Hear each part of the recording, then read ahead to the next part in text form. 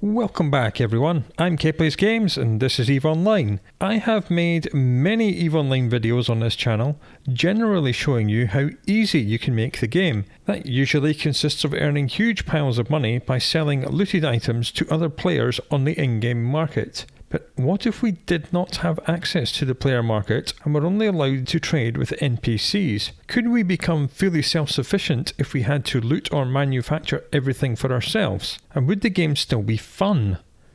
Let's find out, shall we? First thing we need to do is to pick which race to start as. This usually doesn't really matter, as the only differences are where you start the game, a few very minor changes in which skills you start with, and some cosmetic options in character creation. But for this challenge, the races do offer some different pros and cons. For instance, the Amar Empire usually uses laser weapons, and Tech 1 laser crystals, which are the ammunition these weapons use, last forever, so we'd only need to buy or build one of these per weapon.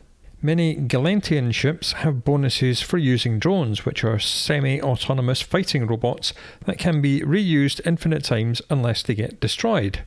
The Caldari State tend to use missiles which always hit if they're in range, so they're really good for when you have low skills because accuracy will not be a problem. And the Minmatar Republic are generally very versatile and would probably be able to make use of most loot items we found, but this comes at the cost of needing to train many different skills to use those different items.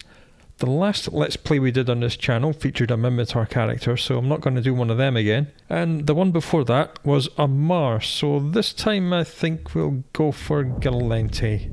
Welcome to character creation. This really doesn't matter. Nothing you do here affects anything other than the name. So pick your name wisely. We're just going to go Galante, customize appearance. I really don't care. I'm just going to click randomize all until I get something that doesn't look ridiculous. Right, that'll do. Next. Now, your name is the only thing that matters. This cannot be changed at a later date. It's going to be with you for as long as you're going to be playing that character. And most people who stay on EVE Online play for many years, so yeah, choose your name wisely. Now, because this is going to be a bit of a challenge one, we're going to have to impose some rules upon ourselves. So the first rule is we're not allowed to do the introductory tutorial because this gives you way too much stuff. So we'll enter game and say no tutorial please. And here we are in game. You always start with this ship, and it is already fitted out with equipment, but the equipment it is fitted out with is absolute trash civilian gear. So let's go over the rest of the rules. The next one is no career agents. The career agents will give us way too much stuff. You find them in agency, agents and missions, career agents. These are like advanced tutorials. If we go there and work for them, they would give us all manner of money, equipment, ships, ammunition, items, just lots and lots of stuff, which would make this challenge too easy, so we're not doing them. Similarly, we're not allowed to redeem anything from this, the Air Career Program. What this does, this tracks things you do in-game and provides you with lots of bonuses and gifts and money and extra skill points and all stuff like that. So we cannot opt out of this, we cannot stop it generating the points, but what we can do is to not redeem any of the rewards. So that is what we will be doing. Similarly, there are daily login campaigns. You get like skill points, boosters, ship skins, and all other kinds of stuff. Again, that's going to make the game too easy, so we're not allowed to claim them, so let's get rid of that. And there are also things in this opportunities UI. And the things that we're not doing are these, the daily goals. If you do 2 of these 4 goals every day, not only do you get paid money, but you get bonus skill points as well. Again, we cannot stop the game tracking what we're doing, but what we can do is just to not claim it, so we're not allowed to claim that either. This is very much going back to how EVE Online was when I started. It was really hard, so that's what we're doing. These days, you kids get spoiled. You get free stuff thrown at you all over the place. We saw that in the previous Let's Play because we were in a fitted cruiser, and by the end of day 1, we will not be in a fitted cruiser by the end of day 1 on this challenge. Next rule, no mining. Mining is a simple and easy way of getting lots of resources to build all of our stuff, but it's really boring gameplay and it's too easy, so we're not going to do it. on the market, this is the market page here, we are not allowed to use anything which is sold by players. We're not allowed to sell to players. We're not allowed to buy from players. How can we tell what is sold by players and what is sold by NPCs? Well, if we just select something at random, we'll just do a little railgun. Anything which is under 90 days in duration is a player sold item. Almost every item in the game is manufactured and sold by players. So as we see, we will not be allowed to buy any of these railguns because these are all players, and we will not be allowed to sell them to these people because these are also players. The NPCs do sell some things, important things like skill books, which is how we're going to level up. As we see, all these orders are expiring in 360 odd days. If they're over 90 days, it means it's NPC, so we won't be allowed to buy from these. And blueprints, which is how we're going to be building everything, including ships. So we would be allowed to buy these as well if we had 2.1 million. NPCs do buy certain things, usually things like trade goods. They will buy some trade goods if we find them. Like if we find any antibiotics, we'll be allowed to sell to these orders down here because these are NPC buy orders. In the olden days, you used to make a decent amount of money by doing this. There was a system where you could, for example, go to this station and buy some spirits for 466 and then move them to this station and sell them for 525. So that makes you a tiny little bit of money. This is obviously still in the game because we're looking at it right now. So that is an option we can do if we really need money. But again, it's quite boring. Watching me just flying around with a cargo hold full of wine and spirits, selling it to NPCs, is not entertaining gameplay. I'm not going to block ourselves from doing this. We just probably won't do it because it doesn't make very much money. The other big thing that NPCs will buy are Overseer's personal effects, which we can find in combat-based sites. Certain NPCs will buy these at fixed prices, and some of them can be worth quite a lot. Not sure how many of these we'll find, but these are something that will be able to generate us some money. Speaking of money, we have 5,000 money. You get that when you start the game, and that's how much we have. So we're going to have to make money somehow. We know we can't sell anything to players, and NPC buy orders in the market are rare and not very good, even if we do find something. So how are we going to make money? Primarily it's going to be through NPC bounties. That means killing NPCs out in space, and every 20 minutes you get paid that bounty into your wallet. So that's going to be our primary income, at least for the first little while. Another way of making money is to run missions for agents. Again, if we go into agency, agents and missions, and go to Agent Finder, there are 3 types of missions, which you see in Agent type. There are security, mining, distribution. Don't worry about R&D, Paragon, career agents, faction warfare. That's nothing we'll be doing. So it's security, mining, or distribution. Distribution is moving stuff from one place to another. Mining is mining, but I said we're not going to do that, so we won't be doing them. Or security missions, which is go there, blow up lots of things, come back, and the agent gives you money. You get bounty from killing the NPCs, and you'll also generate loyalty points, which can be used in the loyalty point store to upgrade your basic gear into faction gear, which is a higher level of gear. So missions may make this a little bit too easy, so I have put some restrictions on missions as well. Being a free-to-play alpha clone character, we are not allowed to go up to level 4 missions, so we'll be stuck at levels 1, 2 and 3. But these are the restrictions. Level 1 missions, we're only allowed to do these in a destroyer, so we're going to have to work our way up to a destroyer somehow before we can do even the lowest level 1 missions. Level 2, we're only going to do in cruisers, and level 3, if we ever get there, will be done in battle cruisers. So for now, until we get a destroyer, missions are off the board. Okay, so that's more income we're not doing at the moment. So how are we going to make income? 2 ways. If we go back into agency and go to exploration and combat anomalies, these are small combat sites full of enemies which we can kill. And not only will they drop loot, but we'll get bounty for each one we kill. Now the different names like Hideaway and Burrow are different levels. I know it says difficulty level 1. These ones are too far away, so they say unknown, but it tells us there's 2 anomalies there.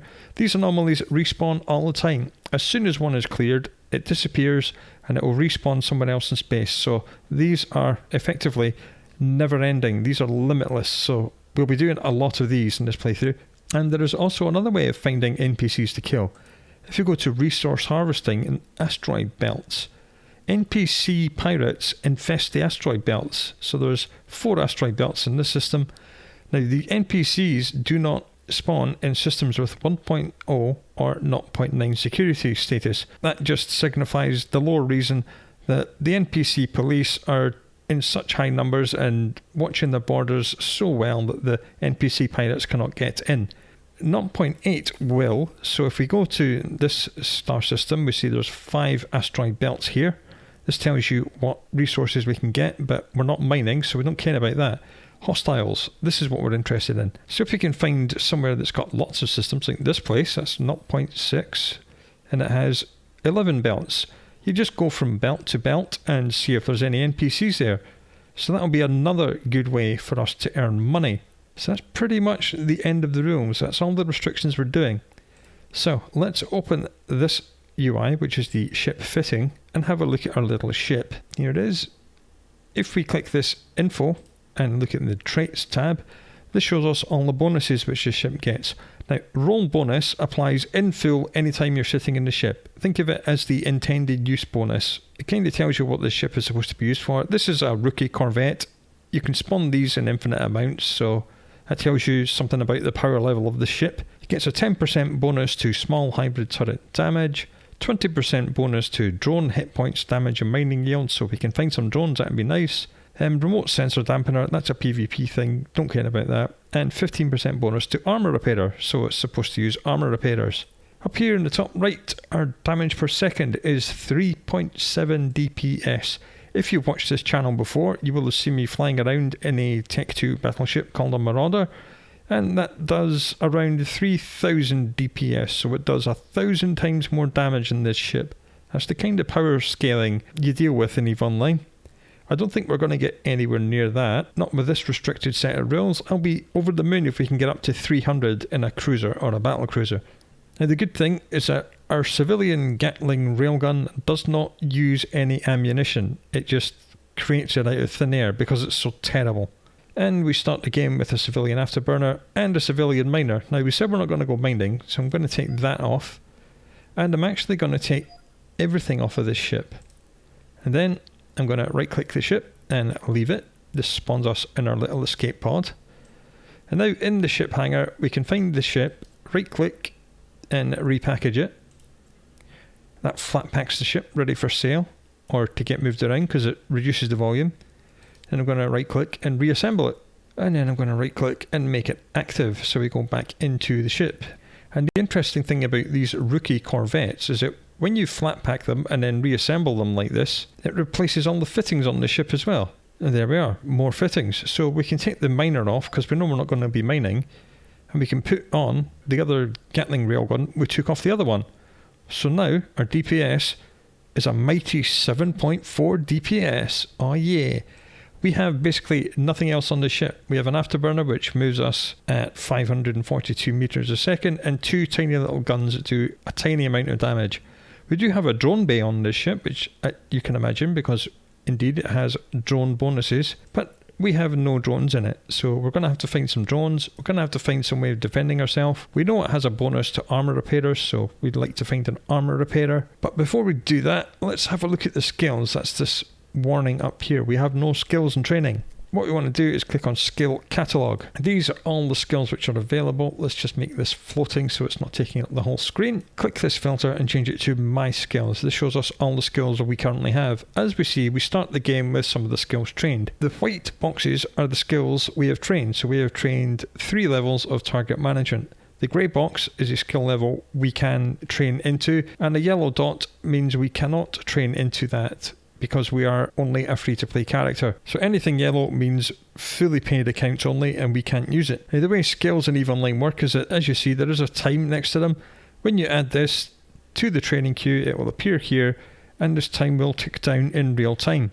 So this will take 7 hours and 19 minutes to complete this skill.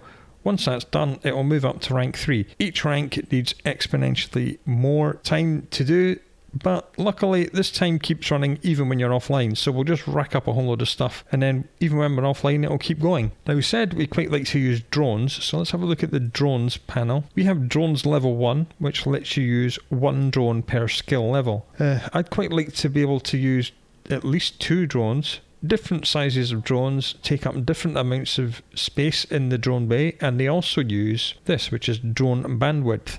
And I know from experience, because I played the game for a very long time, that we can fit 2 light combat drones in here because they take up 5 cubic meters each, and we have 10 cubic meters in the drone bay, and they use up 5 megabits a second of our bandwidth. So we have 10 bandwidth, so we can use 2 light combat drones. So that means we're going to want drones level 2. So I'll just add that to the queue. The queue is running, this is ticking down, so in 1 hour, 20 minutes, we'll be able to use 2 different drones. Now, an annoying thing is that we don't actually have the skills to use light drones, because we don't have the light drone operation skill book. So we're going to have to buy that. There are 2 ways of buying skill books. If we change the filter to all skills, as we see, quite a lot of skills available in the game. The ones that are yellow are ones we're not even allowed to own because we're a free-to-play character.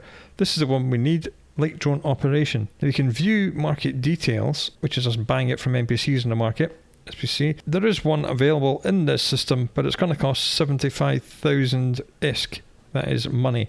And we only have 5,000, so we're going to have to kill 70,000 worth of NPCs and wait for the money to hit the wallet, and then buy the skill book, and then train it. And then if we click info, then required for. So level 1 is required to use all these little drones, and these are the Tech 1 basic drones. So that's going to be one of the first things we're going to look for, because we need to get some better weapons. I think drones are probably the best thing to do. But then of course we'd need to not only have the skills to use the drones, we're going to need to get the drones themselves.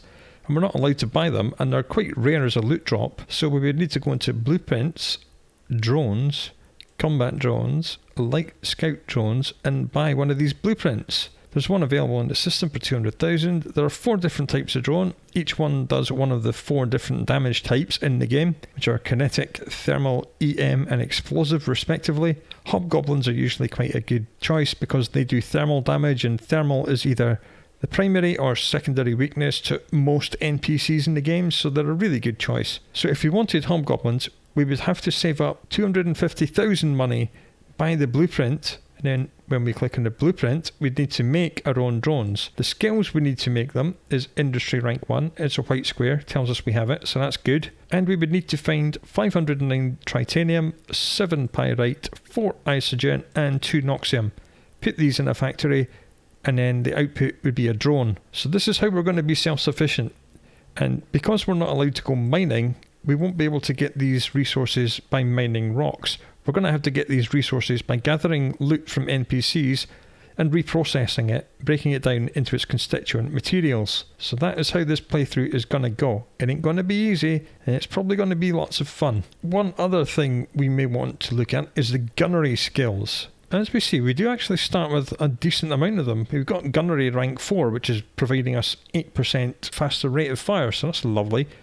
Motion prediction, rapid firing, that's all good. The one we're going to be interested in primarily is either Surgical Strike, which will give us 3% more damage, or Small Hybrid Turret, which will give us 5% more damage. Small Hybrid Turret takes 1 hour 18, Surgical Strike takes 1 hour 7, so I think 1 hour 18 to get 5% is better than 1 hour 7 for only 3%. So we'll just add that to the skill queue as well. We don't have any weapons that use the Small Hybrid Turret skill, so this is just us hoping that we're going to find some Small Hybrid Turrets. Because if we have a look back in the fitting screen and have a look at this civilian railgun, click show info, requirements, gunnery 1. So it doesn't use the Small Hybrid Turret skill, so it doesn't get the bonus from the skill. So that's enough chatting. Let's actually undock and play the game. And here we are outside the starting station. Now how do we find things in space? There's a couple of ways. What we saw was that big sensor sweep going across the screen. That is the sensor overlay. You can find that by coming all the way down here to this tiny little options thing and enable the sensor overlay, display the sensor overlay, and then we see these red and green pings in space. Now it becomes a little bit of a pain to find these because you're kind of swinging the camera around hoping to see the pings in space. Or the easier way to do that is to come down here, come to scanners, pick the left hand option, which is the probe scanner. Then we want to come up here, open this in a separate window. We don't need this big map at the back, so we'll get rid of that. What we want is this list. This list is exactly what these pings are. So we have Asteroid Belt Remnants, Asteroid Belt Remnants, Asteroid Belt Remnants, and a Serpentis Hideaway, and a Cosmic Signature. Now, to find these Cosmic Signatures, we would need a scan probe launcher, and that means buying a blueprint for it. So what we can do, come up to the filter, and we'll just disable Cosmic Signatures, because we have no way of finding them, so there's no point even looking for them anymore. So the Asteroid Belt Remnants probably won't have any NPCs in them. A, because they're Asteroid Belt Remnants, and I'm not sure they count as real Asteroid Belts for NPC spawning purposes. And B, because we are in a 1.0 security status system. However, this Serpentis Hideaway will have enemies in it. So we'll just click Warp 2 and get into our first ever fight. This may be short and sweet with our 7 DPS. I'm going to turn off the sensor overlay because you don't need it, because we have this list. And here is our first opponent, a Corelli Scout. The bounty is 3,750. He's a little bit far away, so let's click approach and target lock him. Turn our afterburner on so we can actually get close. This yellow box means he has target locked us. He's not firing at us. It will go red when he starts firing. So at least we're not under fire at the moment. Because our weapons don't use any ammo, I don't care about not turning them on, so we don't need to preserve any ammunition. And this guy will die in short order.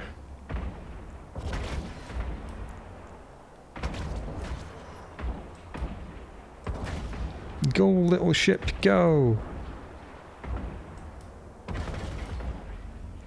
Now, we're missing quite a lot because we're not flying very smart. Okay, first guy's dead, 2 more guys have appeared.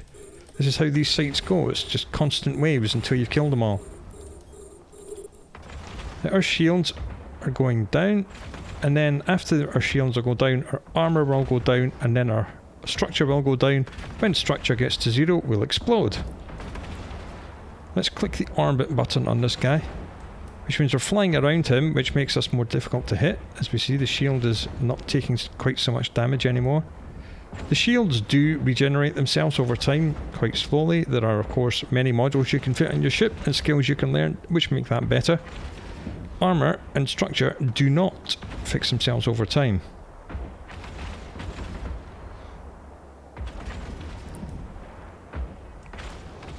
And to repair our armour or structure, we would either need to fit modules which fix them to our ship, or get them fixed in a station. And fixing in station costs money. But because this is literally a throwaway ship you can generate an infinite amount of, I don't really care about that too much. If we die, we die. I'm not spending money on fixing this thing up, I'll just get a new one. Now this thing's been difficult to kill because I've got low skills and terrible DPS. One way we can change that is to fly within our optimal range of our weapons, which is around 5,000. So if we right click this keep it range button and change it to 5,000, and then click on this bad guy, we will then fly towards him and then keep the range at 5,000, which is bad because we're then not orbiting, so we will get hit by him more, but we will hit him more. The theory being that because we're a player, we'll be able to out damage them. Maybe not with these terrible weapons, but you know, with other weapons. Okay, this guy is still shooting at us, he's still hitting us. Manually piloting by double clicking in space, because I don't want to approach him directly, because that will make us easy to hit. What I want to do is double click just close to him, so we're at least flying across his sights a little bit. As you see, sometimes he is missing us. But we are in structure now, so that's bad. But we did make it into a range. So now hopefully we can keep him at range and kill him. Of course, that means he'll be hitting us just as hard as we're hitting him. Hopefully we've got more DPS in him and we can kill him before he kills us. He's in half armour, we're in about 2/3 structure.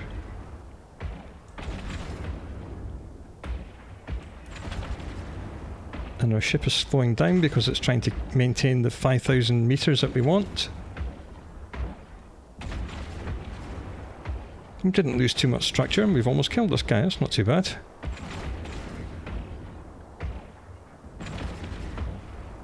Come on little ship, you can do it. And there's more bad guys. So I'm going to right click in space, select stations, and dock. Because we need to go and get fixed up, or just get a new ship. We'll come back and finish these guys later. Now of course this is a public site, so anyone else can come in here and kill these guys. And then the site will despawn, because as we saw, this other Serpentis Hideaway just populated on the scan panel. As I said, these sites despawn and respawn constantly. I'm going to right click on the Asteroid Belt remnants and just ignore them. So that and that and that, right click, ignore. Boom. Docking permission requested. Docking request accepted. Oh, here's our poor little ship looking all dinged up. So let's take the weapons off it, leave the ship, right click it, trash it, yes, and then click this button here where it says board my Corvette. Boom, new ship, fully repaired. Thank you. Take the miner off it, put our civilian Gatling railgun back on, undock and get back to that site before anyone else finishes it. That's a good thing about Corvettes, they're literally disposable. And the burrows showing up as well. Warp drive active. Hideaways and burrows are the two easiest ones. Burrows are a bit of a pain because everything spawns like really far away. So I'd rather just do hideaways if at all possible. The next step up would be a refuge, and refuge are way beyond our level. Refuges have missile turrets and gun turrets, as well as frigate NPCs and destroyer NPCs who will make very quick work of a Corvette. How good I picked the correct one. These are our little wrecks. And these little wrecks don't have any loot in them. If they had loot, they would have a little white square, which I'm hoping these guys will have. Just double click to approach them. They've noticed we're here. They've target locked us. Let's target lock them. I'm going to right click the orbit and set that at about 4,500. We'll just approach this guy directly now. Then orbit him, turn our guns on because we don't care about the ammunition because we don't use it. Maybe I should have shot at the initiate. Now, usually the lower the bounty, the easier they are to kill, so maybe I should have shot the initiate first. But we seem to be doing a decent job on this Corelli scout, so why not? We'll just stick on him. You can move this scrolling message. I'm going to do that in a moment after we establish orbit and open fire on this guy. Again, you come down here to the HUD options, enter moving mode for messages, just drag it whenever you want, and there we go. Again, nothing's dropped any loot. That's really unfortunate, but as long as we're still earning bounty, that's not nothing. I mean, we need bounty to make money, to buy skill books, to use the stuff, and we need money to buy the blueprints to build the stuff. We won't be able to build anything until we get some loot, but you know, every little helps. We will get loot eventually.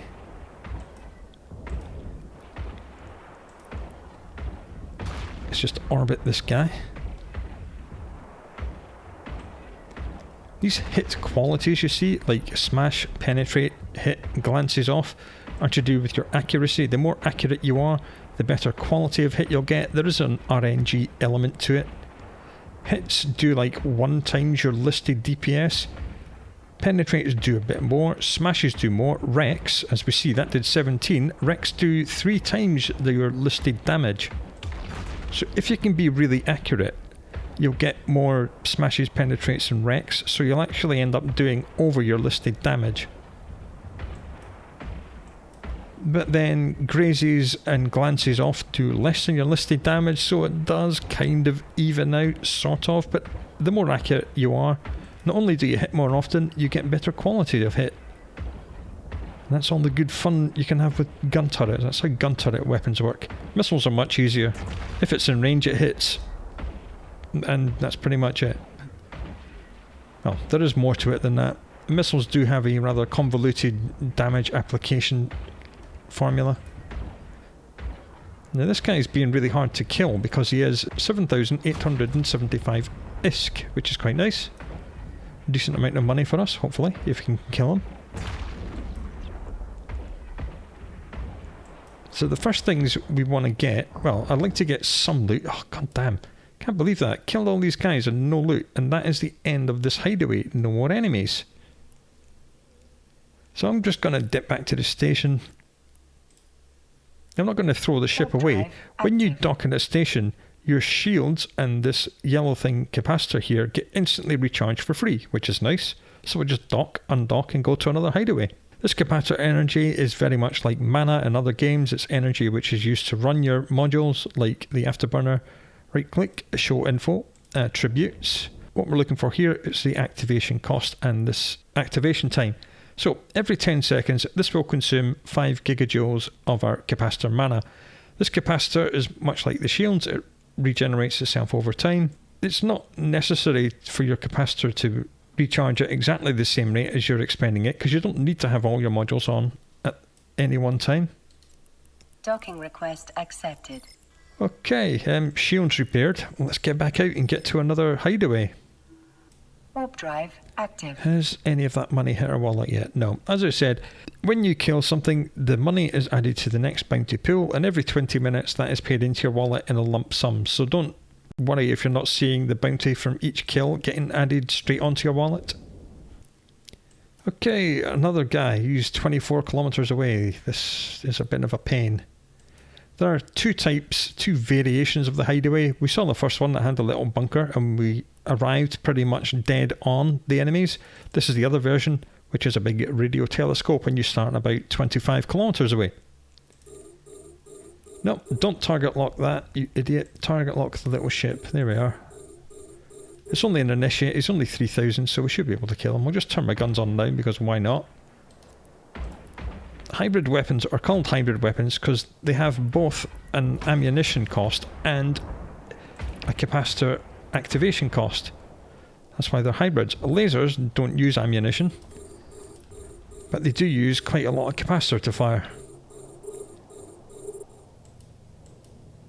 I think the spy is the one we want to go for. I'm going to try and do them in the order of their bounty, like least to highest. The theory being that the ones with the cheaper bounty are easier to kill.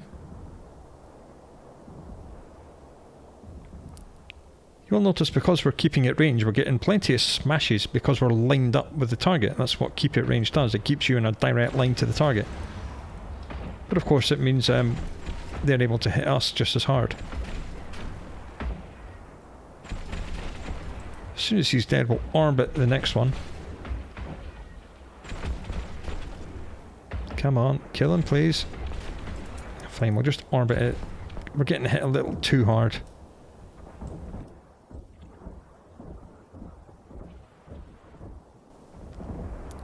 Oh, he managed to repair himself a little bit. That's annoying. Right, he's dead, thank goodness. Nothing has dropped any loot yet, just empty wrecks. That's really annoying. Well, at least we're getting bounty. We're also getting killed, so we may have to go and get a new ship. Oh, and here comes someone in a really expensive cruiser who's just going to steal the rest of this site from us. So we should just go to the station. Warp drive yep. active. See, that wreck is yellow because that belongs to someone else. This belongs to the guy in the cruiser who's just wiping out all that stuff really quickly in his really expensive ship. So we'll just leave him to get on with that. And why is someone in a really expensive ship doing a very, very low level site like that? That's because there is a 5% chance for that site to provide you with what is known as an escalation, which is another much larger site with a good chance of dropping very expensive loot which you can sell to another player on the market. We're not overly concerned about these because we can't sell to anything on the market, but that guy is. He's completed the site already and it's disappeared. Now, burrows do not provide you these kind of escalations, so I'm not expecting to see that guy in the burrows. But I don't particularly want to do burrows because they're very boring. So we're going to do the old trash a ship thing. We've already got an extra civilian Gatling gun here, so we're just going to leave the ship. We don't need any of this. Right click, trash it. Trash that ship. Get a new one. Change the fitting over. Goodbye mining laser. Hello. railgun. Just throw out that miner.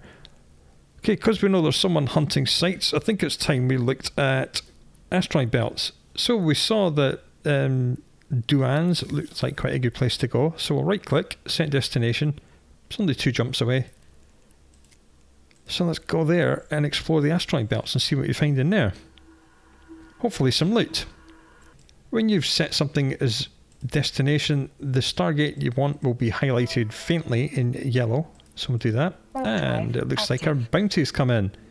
Alright, we earned in total 35,250 ISK. So we now have 40,000 ISK. Huzzah! Huzzah for us.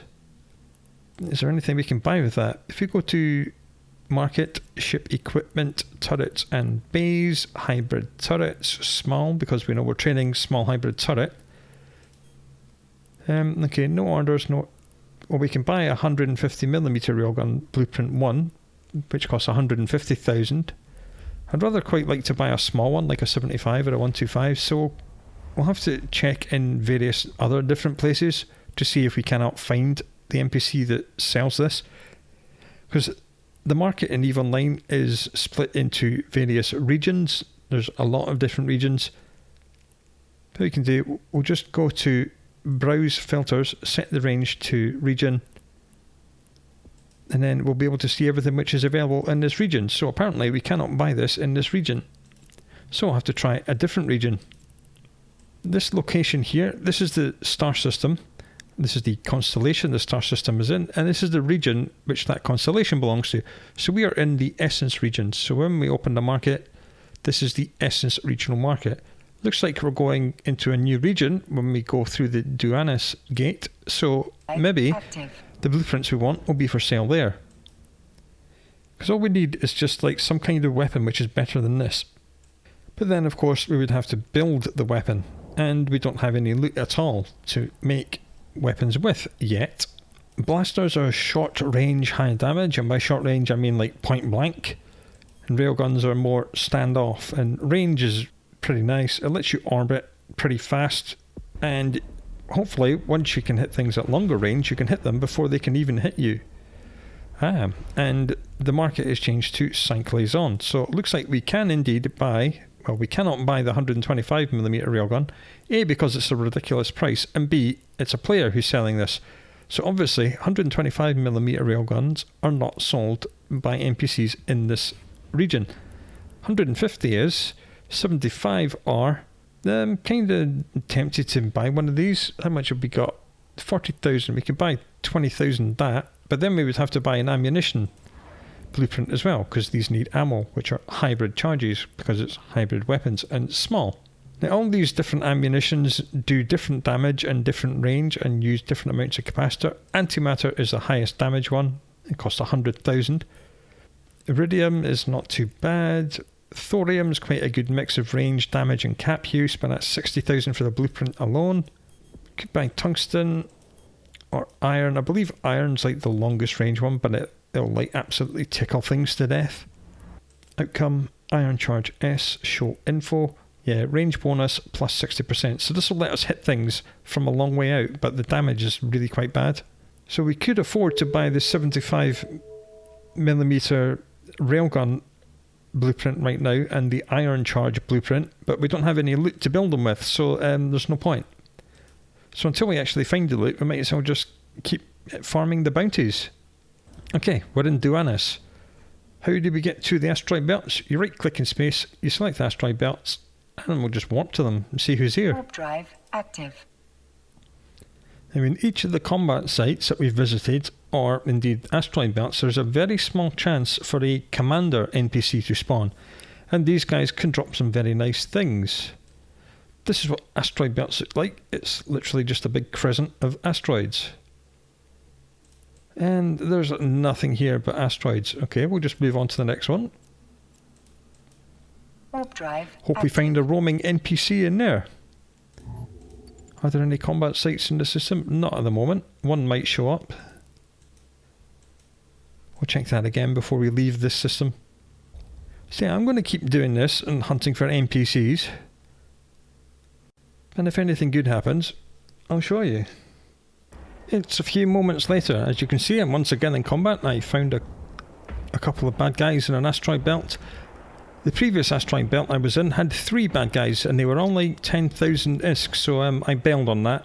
I reckon I can take 2, but 3 would end up just pasting us.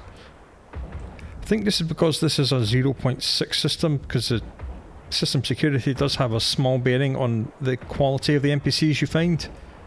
In the lower security space, which is at 0.4 and below, you start finding cruisers, and battleships in these kind of places, not just little frigates like these ones. So maybe we should have tried a 0.8 system first, which is the first system security that NPCs spawn in, and that would have been initiates and things like that.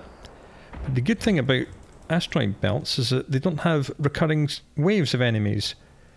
And another good thing is that apparently they drop loot, because we have indeed found wrecks with white squares in them. That means they have loot. So let's just click open cargo, and oh, he's dropped a blaster. I'll take that, thank you very much. Let's have a look at what the other one dropped.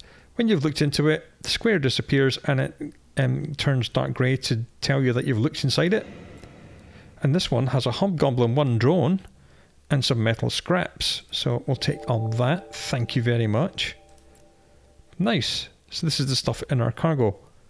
Metal scraps, the only thing these exist in the game to do is to be broken down into 500 titanium. So we have some tritanium. Tritanium is the most used item in the game for building things. Almost everything in the game needs at least some kind of it to be built. So it's good that we have some of that. Hobgoblin 1 is a really nice light scout drone. And we know that we need, if you click on show info and then requirements, we need drones level 1 and light drone operation level 1. We do not have light drone operation skill book yet because we need to buy it. If you right click, view market details. Okay, we can buy that book for 75,000. Now this would be really good for us. Instead of buying the blueprints for the ammunition and the guns, if we can save up all our money and buy light drone operation 1, we can then use this drone as a weapon as well. And that would be really, really good.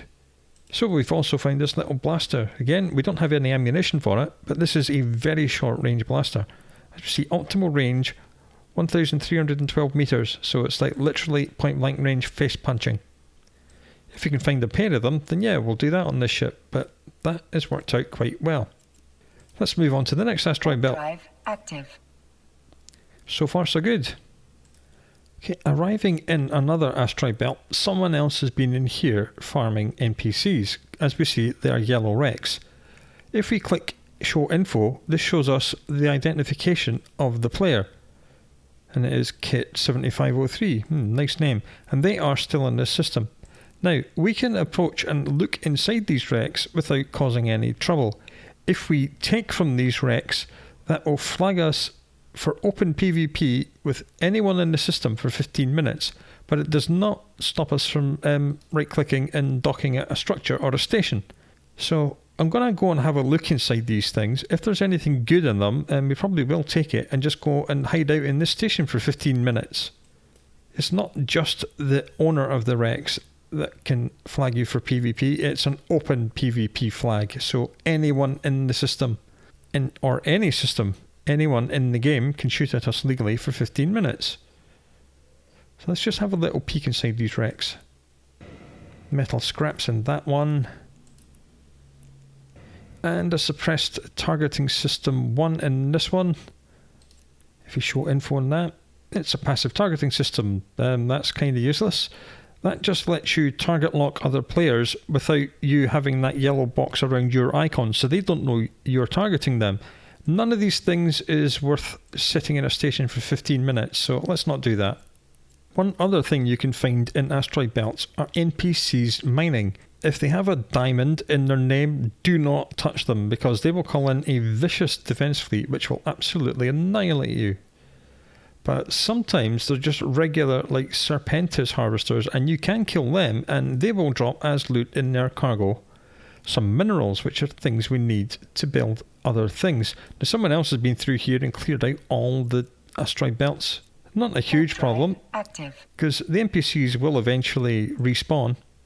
The more asteroid belts are in a system, the faster the NPCs will respawn. And the NPCs do actually travel between all the asteroid belts in the system. So you can hang out in a belt, or just do constant loops of a belt and go looking for the NPCs. I have bumped into that group of 3 NPCs a couple of times. So I think that will do us. I think we'll keep going until we get the next bounty payments. So where can we go now? Where is a 0.8 system? Next door. Okay, let's go to Patink. Warp drive active. Hopefully, and it's got more asteroid belts in this place, so faster spawn rate, and it's 0.8, so the enemies should not be tough enough to make me run away, as I had to do 2 or 3 times here, because it was a group of 3 rather tough enemies. Must remember, I am only in a rookie Corvette. Hey, we're in Patink on the way to the first asteroid belt. I checked the scanner, and what popped up was this Homefront Operation Combat Site. These are like miniature raids. These are aimed at 5 players in cruisers or other very specialised ships, so let's ignore that. We won't be doing that. No other combat sites currently in system. Aha, 3 bad guys, and they're all initiates, which are like the very lowest grade, because as we see from their icon, they are indeed in the same ship as we are in, little tiny corvettes. We should be able to kill these guys. Good idea to move to Patink. Even though it spawned 3 bad guys, they are not 10,000 each. They're only 3,000 and 4,000 each. So these guys should be able to be killed without too much difficulty. Again, I'm not directly approaching them. I'm just going to kind of double click somewhere near them. Oh, that guy bounced off a rock. So let's just keep him at range, open fire.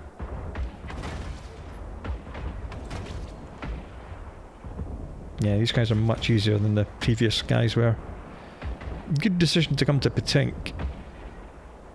Famous last words. That's 1 nearly dead already, and the shield's absolutely fine. It would be nice to... Well, it would be nice to have at least something that we can put in our ship. Like armour, or shields, or more railguns. Asteroid belts just look really cool. Look at the beautiful god rays. Lovely. Yeah, I like fighting initiates. I don't mind them. They're fine. 10 of these, that'd be 40,000 ISK. That'll be enough for the skill book we need for our drone.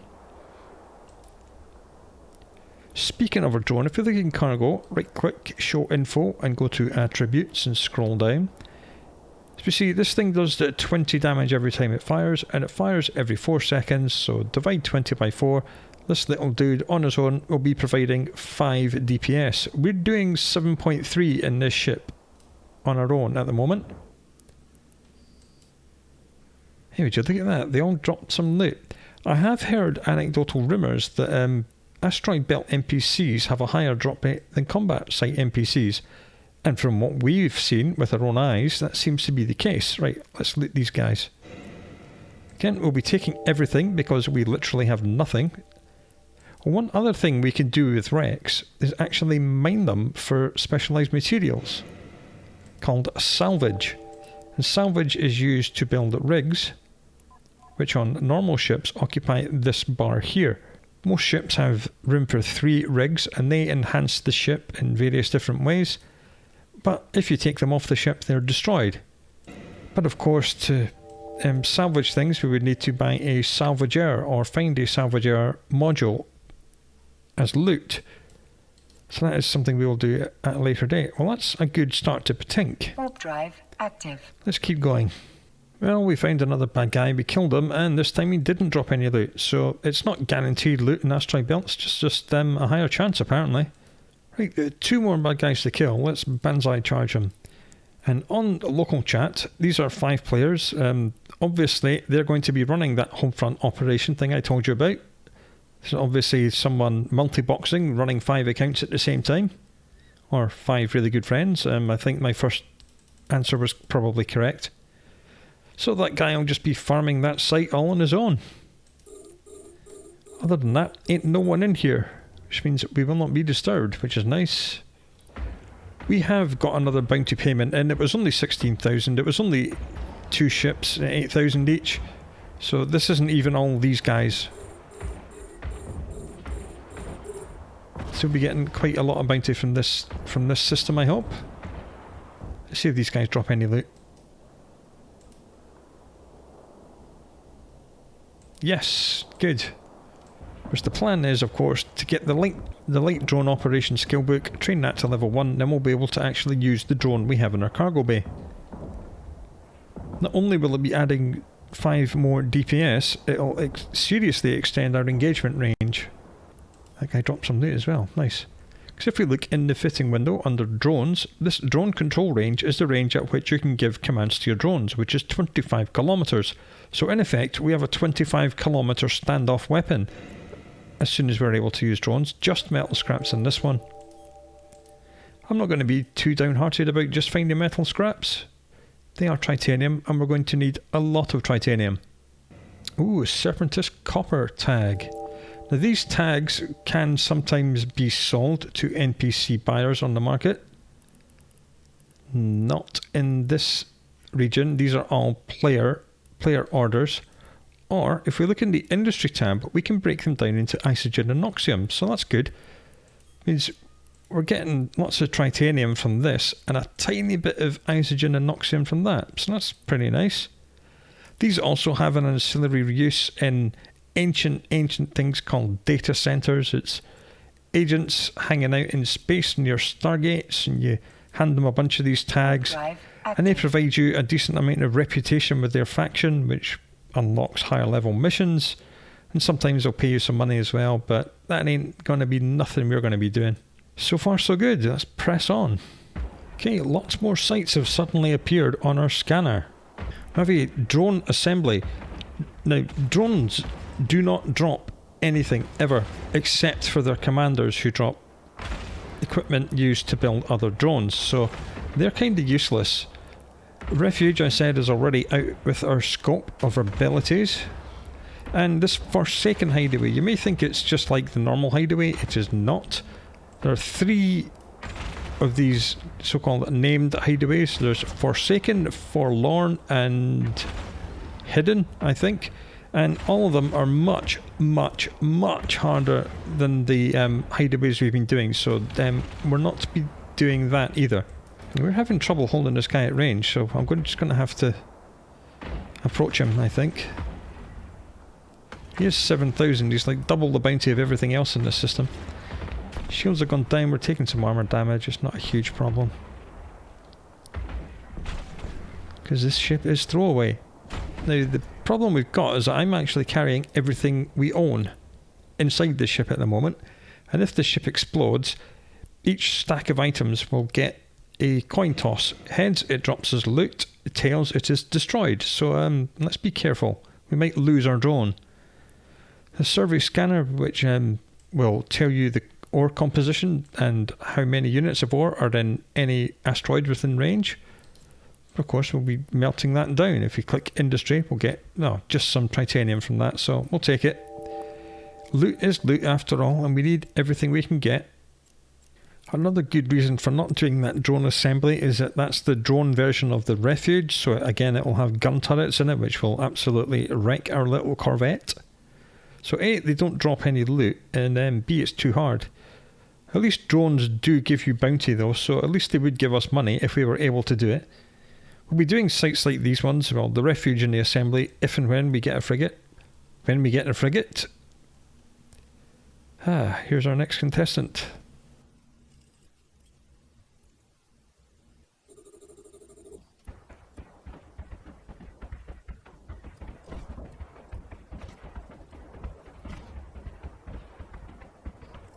Nice. Let's get inside his wreck. More metal scraps, because of course. 2 more candidates. Let's see what these guys give us. If they give us a second drone, that would be absolutely amazing.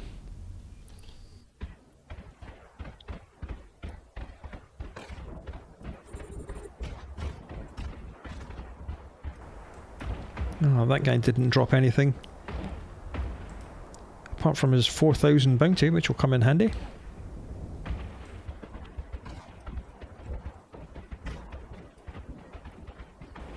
Hey, that guy did.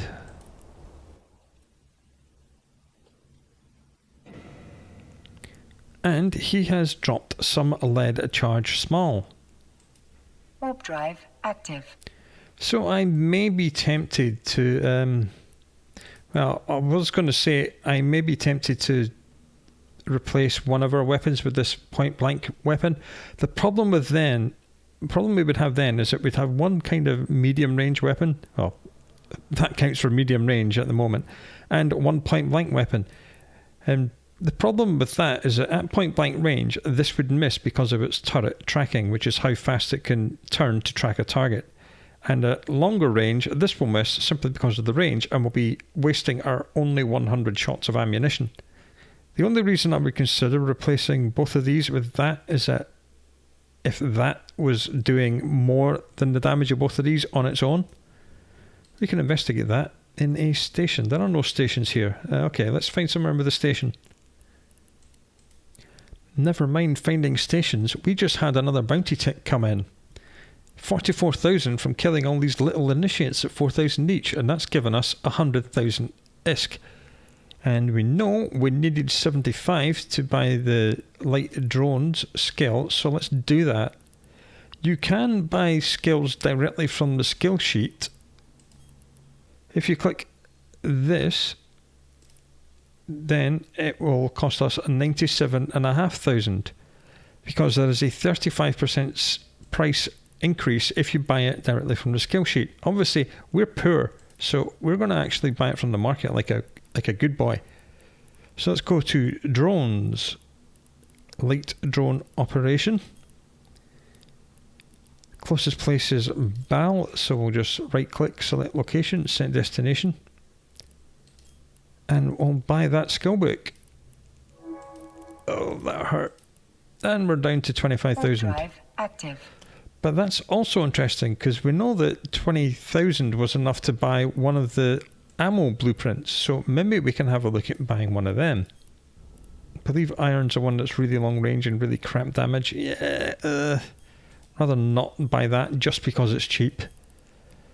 I'd rather hold out and make some more money and get thorium or antimatter, to be honest, so let's do that. Let's be clever. I can't remember if 75mm railgun was available. It is. 20,000 for that. Probably will buy that as well. Can't afford 125. No NPCs are selling it in this region. Okay, plan made. Now these NPCs outside this station may be red, but that does not mean you should attack them. Do not shoot at Autothesian Lancers. They will call in their friends, and their friends are absolutely evil and will absolutely wreck you in about 3 seconds flat. So don't shoot these guys just because they're red. Docking permission requested. Okay, here we are in the station. Here is our skill book. Let's right click and inject skill, and then we shall open our skill sheet, and we'll go back to my skills. Here it is. When you inject it, it goes on your character sheet at level 0, so you don't have to carry around the book or leave it behind anywhere. It's only going to take 17 minutes, so we'll drag that up there.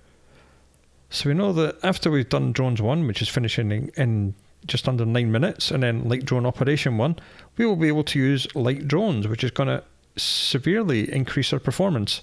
Let's go and pick up this blueprint I bought. And here we are. Here is our blueprint. So I'm going to take all the loot out of this ship, just in case we get it blown up. And I think we'll call it quits for today. We've done quite a lot of good stuff. We've got a drone. We managed to kill enough things to buy the skill book to be able to use that drone, so that's going to be great. And we finally managed to get enough money together to buy the blueprint to build our own weapons, because we haven't found any weapons except for this one blaster, and I'd rather have railguns. So when we come back, we'll be having a look at how we're going to make things, and I'll take you through all that stuff. So until we meet again for that, do look after yourself, and I'll speak to you again soon.